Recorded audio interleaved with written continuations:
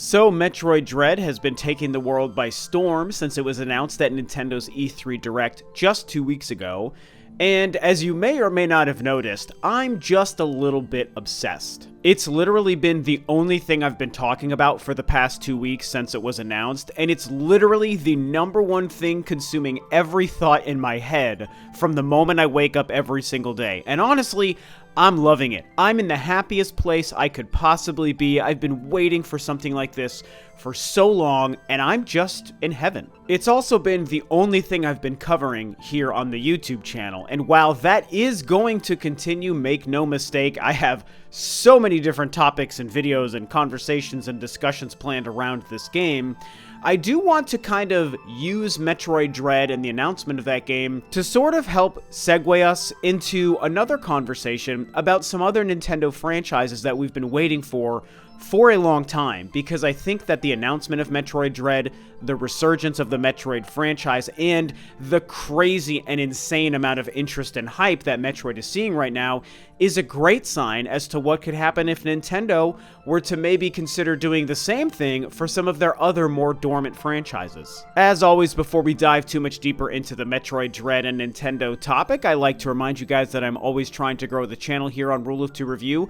I am currently pushing to cross 17,000 subscribers before the end of the year, and I am getting very close with every passing day. I upload several videos every single week, and I live stream around once a week. I cover all things Nintendo, I cover every single little thing about Metroid possible, and I discuss all things gaming. So as you watch this video, if you seem to like what I'm doing and what you hear, then I hope that you will consider subscribing to the channel. So like I said, man, one of the biggest and coolest takeaways from the announcement of Metroid Dread is just seeing how many people are excited about the Metroid franchise again. It feels like it's been an eternity since that's been the case. But we're here, man. We're back. We're in it. The world is obsessed with Metroid again, just like I am every day of my life, and I couldn't be happier about this. We've also seen a ton of evidence that shows that Metroid Dread is almost for sure going to be the biggest, most successful, and most popular Metroid game ever released. And that's saying something, because the franchise is very old.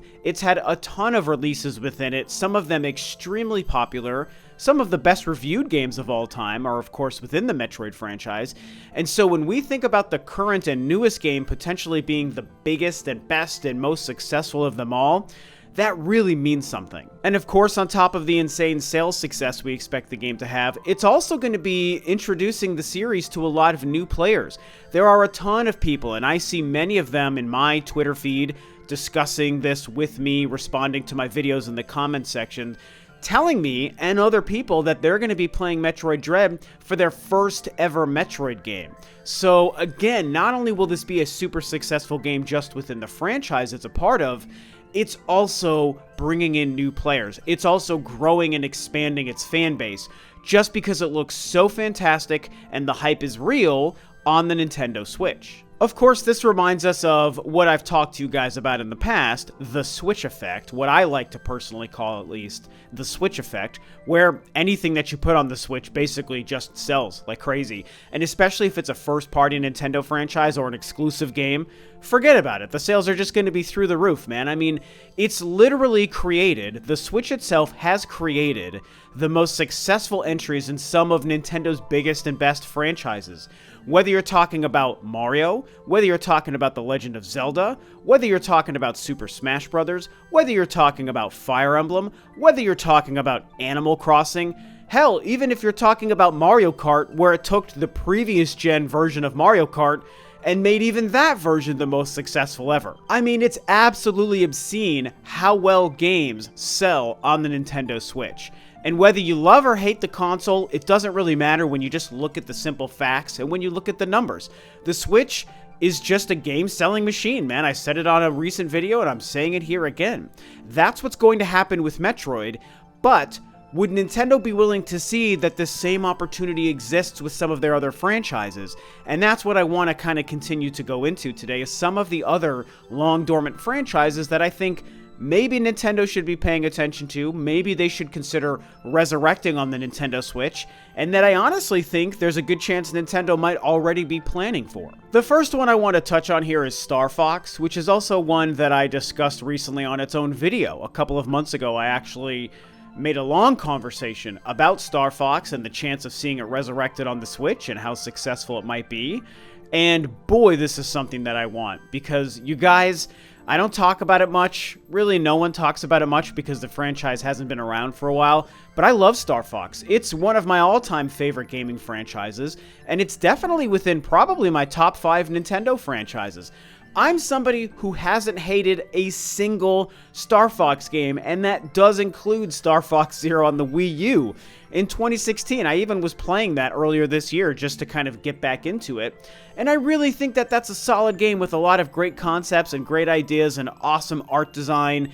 I just think that that's a fun game. Is it flawed and too difficult for the average user to play? Absolutely. Nintendo and Miyamoto did make a couple of big mistakes when overall designing that game, but it still came together pretty well, at least in my opinion. And when you look at some of the other previous Star Fox games, Star Fox Assault, Star Fox 64, the original Star Fox, those are some of the greatest video games ever made, man. Even Star Fox Adventures, that's right, I love that game, and so I would love to see Star Fox get this same chance on the Nintendo Switch. And I truly believe that it's possible, you guys. I think that what we've seen with Metroid Dread, Nintendo's willingness to commit to Metroid and the success they're now seeing with it, I think is really going to have them take another look in the mirror when it comes to Star Fox. More than likely, they're already considering or working on a new Star Fox game, and if this is true, and it releases on the Nintendo Switch, look out, because I think it's going to be a massive hit. Pikmin is a franchise that you guys have heard me discuss many, many times on the channel,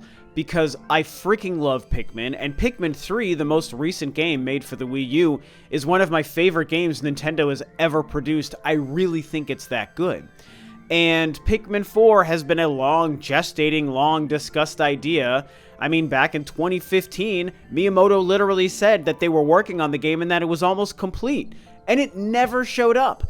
Some people thought that Hey Pikmin in 2017 for the 3DS was the game Miyamoto was referring to, but they since confirmed that that's not the case. Pikmin 4 seems to be some other game, an actual sequel to Pikmin 3 that's just sitting on the shelf somewhere, apparently, ready for Nintendo to release it.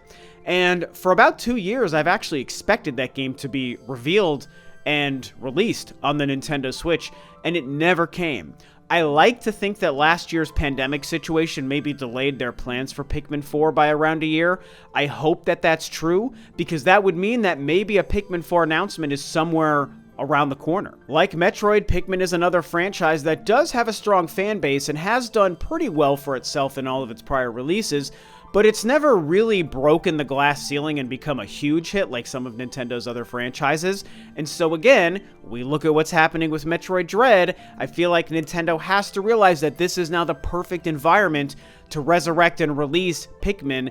If Pikmin 4 is really a game that's almost done, or maybe even completely done, how could they not be ready to just release that game? I mean, I want to believe that in the next Nintendo Direct that we might see sometime in July or August, that maybe Nintendo is going to say, hey, here's the Pikmin 4 that we've been waiting for. We now know it's time to release it. Metroid is thriving. Let's do the same thing for Pikmin. Here is the sequel. I think there's a chance it's going to happen soon. Now, what about F-Zero, man?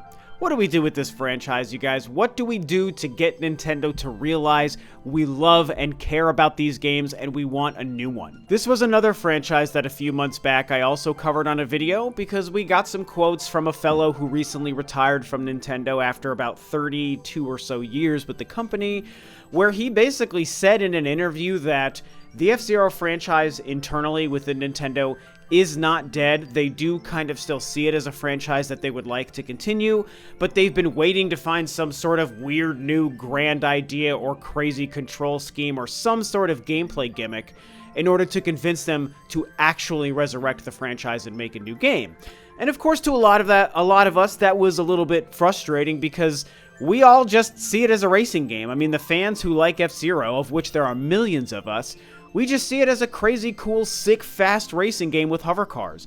And we don't necessarily need it to be anything kookier than that. Like, Nintendo, don't overthink this one, bro. Just make a kick-ass, beautiful, fast F-Zero racing game with a bunch of courses and an online mode, and you're gonna make everyone really happy. You bring F-Zero back down to its basics, and it's gonna be a huge hit. And so, again, as the thesis of this video states, if Metroid can be resurrected and see the crazy success it's seeing, F-Zero is another franchise, in my opinion, in the same boat that could also benefit from a resurrection on the Nintendo Switch. This is the time, you guys, for F-Zero. This is the time to make this franchise a popular hit again, and so I really hope that Nintendo realizes this is what they need to do. Lastly, I want to come back to Donkey Kong, and I realize that I've discussed Donkey Kong several times over the past few months in the build-up to E3, because there were some significant leaks that stated a 2D Donkey Kong, or maybe even a 3D Donkey Kong, was being made and was likely to show up at E3. Now, I looked at that information, I factored in all sorts of different things that we know about Donkey Kong. I reminded myself it is the 40th anniversary of Donkey Kong this year, by the way, and I actually have doubled down on that game. I actually do still believe that that game exists. There is a new Donkey Kong game being made. Now, it didn't show up at E3, which does suck, but I don't think that that means that the franchise is dead or that that game isn't real, because I do think that game is real. I think that somebody is making it. Whether or not the leaks were true about, EPD Tokyo being the team behind it or not, that's harder to say, but I think it would be great. They did a fantastic job with Mario Odyssey. I would love to see their take on Donkey Kong. Whether it's 2D, whether it's 3D, it doesn't bother me either way. I'm happy to accept either version of that game. And so, is Donkey Kong on the more dormant side of Nintendo's franchises? Probably not. But it has been a while since 2014's Tropical Freeze. That got a great successful port to the Switch itself a couple of years ago. And people want Donkey Kong, man. This is one of Nintendo's, if not Nintendo's oldest video game franchise. It's also where Mario came from as a video game character. It's the 40th anniversary. These leaks say a new game is coming. I'm ready for Donkey Kong to come back. It's going to be huge on the Switch. It's another franchise that will so benefit from the Switch effect, man, just like Metroid, just like I think Star Fox and Pikmin will.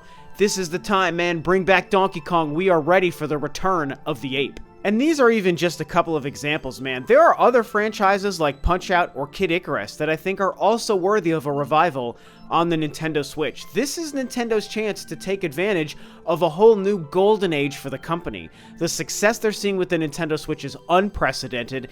It has wildly exceeded even my very high expectations for the console. Who knows what the future holds for it? It's still selling out and selling like crazy. It's still breaking records.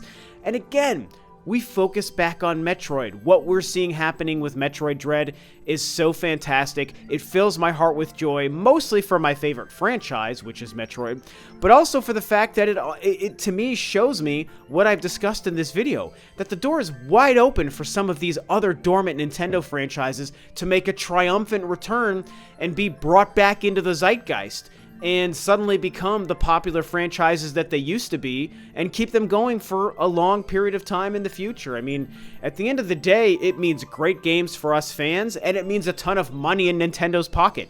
Literally everybody wins when the Metroid Dread effect is applied to any of the other franchises that I talked about today. So that's what's going on. That's what I see happening. That's what I believe Metroid Dread could mean for some of these other franchises. What do you think about the thoughts and opinions and theories I laid out today? Does this make sense to you? Do you think Metroid Dread is the signifier? It is the fire starter that could make these other franchises big hits again? Or do you think I'm off base and maybe just looking too deeply into it? Whatever you think, talk about it below. With that, this video is a wrap. Thanks, of course, as always, for tuning in, guys. This is Rob of Rule of Two Review, and I'll catch you next time on another video.